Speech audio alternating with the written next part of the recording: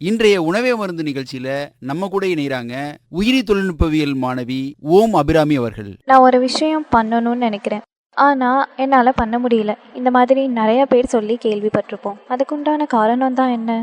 அதுக்கு உங்களோட இரண்டாவது மூளை, அதாவது இரண்டாவது மூளை என்று எதை சொல்லுவோம் என்றால் நம்மளுடைய உணவு குழாய். உணவு குழாயில் இருக்கிற நுண்ணுயிர்கள் நம்ம எந்த மாதிரியான உணவை சாப்பிட்றோமோ அதுக்கு ஏற்ற மாதிரி வடிவமைச்சுக்கும்.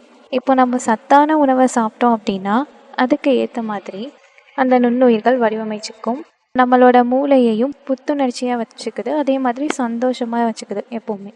இதுவே உடலுக்கு தீங்கு விளைவிக்கும் உணவை நம்ம இப்போ சாப்பிட்றோம் அப்படின்னா, ஃபார் எக்ஸாம்பிள் இந்த ஃபாஸ்ட் ஃபுட்லாம் எடுத்துக்கிட்டோம் அப்படின்னா நம்மளோட உடலை பாதிக்கிறது மட்டும் இல்லாமல் நம் மூளையையும் அதோட செல்லையும் பாதிக்குது.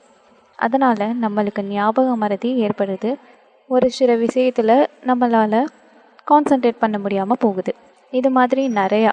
ஸோ நீங்கள் ரொம்ப சோகமாக இருக்கீங்க, ஒரு கன்ஃபியூஷனில் இருக்கீங்க அப்படின்னா நிறையா மோட்டிவேஷ்னல் வீடியோஸ்லாம் பார்க்கணும்லாம் இல்லை.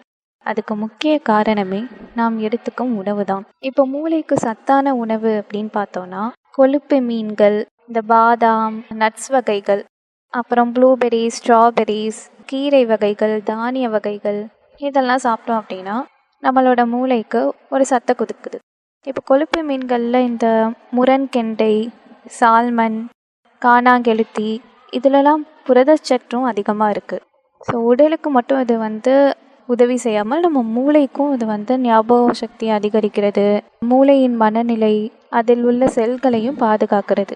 ஸோ நம்மளோட மனநிலை எல்லாத்துக்கும் நம்ம சாப்பிட்ற உணவு தான் முக்கிய காரணமாக இருக்குது.